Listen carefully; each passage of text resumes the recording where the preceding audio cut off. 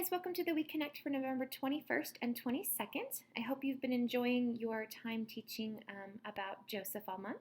We're going to take a quick break from Joseph this week and talk about the gospel, but we'll do it in a way that kind of wraps in with what you've been teaching all month. So we've been teaching that God has a plan for each one of our kids, and we've been teaching it in a way that tells them that God's plan fits together, that we may not always understand each piece of the puzzle, but we know that the puzzle fits together and that God's plan is the best plan. So today you'll be doing you'll be in that theme of it all fits together. So the first thing you'll do is you'll start with a puzzle. You'll have quite a few, I think 4 different puzzles in your classroom, and then just lay them out on the ground and let the kids kind of work together and put them together. And you can switch them up if they put the plane together, then they can go and put the truck together, and just kind of do that, participate in that until they've kind of run their course on that. And then you can talk about how the transition into the lesson says, wow, these puzzle pieces all fit together. We'll be talking about puzzles all month, and today we're going to talk about God's plan for you and how it fits together like a giant puzzle. And so we're going to be telling the gospel, essentially the wordless book gospel, through Legos. So because all these Legos, these pieces fit together, it'll sort of coincide with this idea of the puzzle. So you can talk about it like God has a plan for you. He made you so special, and he has a special plan for you, just like he had a special plan for Joseph. And his special plan fits together, just like these blocks fit together. And so you'll go through the wordless book. You'll talk about gold, and there's a golden house, and how God lives in heaven, and how heaven is, the streets are made of gold. That's what makes us think of God. God's perfect. You have to talk about how he's holy. Holy means that he never does anything wrong. He's always good all the time. And there's one thing that can't be in heaven, and that is sin. And here's a dark heart. Now, I didn't have enough black Legos, so you're going to have to just do your best pretending this is a dark heart. And so you're going to talk about sin, and the things you want to cover on sin are that everybody sins. The Bible tells us that we all sin, and that sin is anything that we think, say, or do that breaks God's laws or makes him sad. Many of our preschoolers, I think, know that fairly well now. And so you may even engage them in, well, give me some examples of a sin. If they're having a hard time, coming up with one, you might give them one.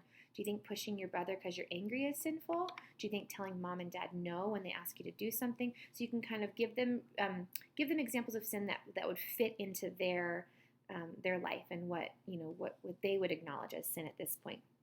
So we know that we have sin, and we know that sin means we can't be with God in heaven.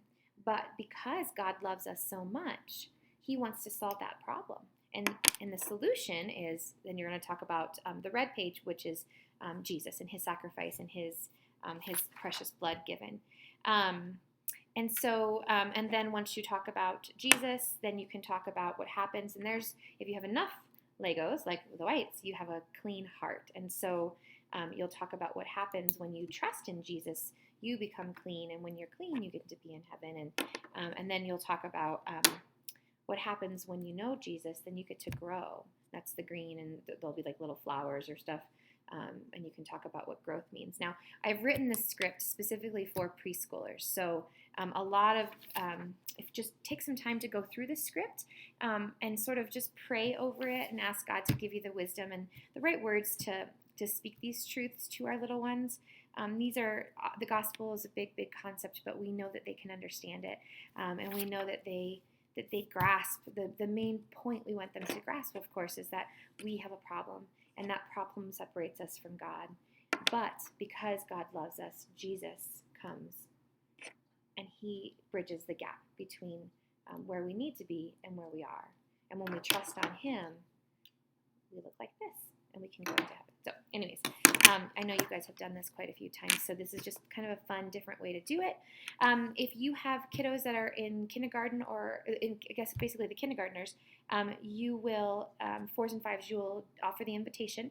So you'll have hopefully you have some counselors, or your campus director will be there to take the kiddos out and counsel them. For the littler guys, you can just lead them straight into prayer from there and not issue the invitation. So that is your gospel lesson. Now, your craft this week has more to do with the verse, the plans of the Lord stand firm forever, and it's the puzzle idea. So you'll have these 4 puzzle pieces.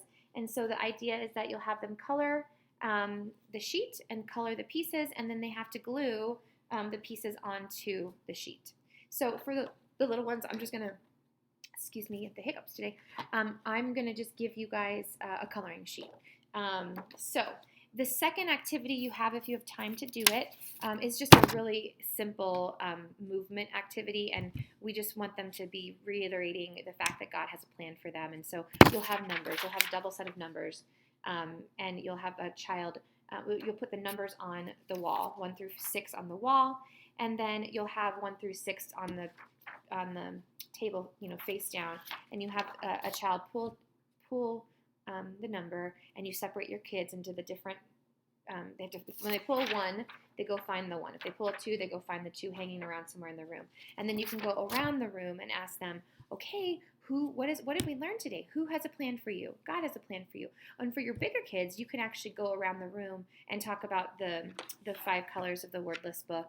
So you can say, okay, section 1, what does the gold house remind us of? And section 2, what does the dark heart remind us of? And section 3, what does the red cross remind us of? And section 4, the heart, the clean heart. And then section 5, the growth. And then section 6, what does this mean? What do we learn? God has a plan for me. So you can kind of engage them in that way if you want, or just make it really simple and have them repeat after you. God has a plan for me.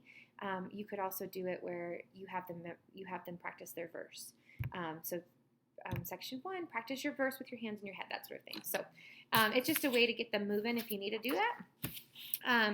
And then, of course, you have your memory verse, which is Psalm 33:11. The plans of the Lord stand firm forever. Psalm 33:11. So that is it. And then next week will be our last week, I believe, in November. Wow, I can't believe it's here already.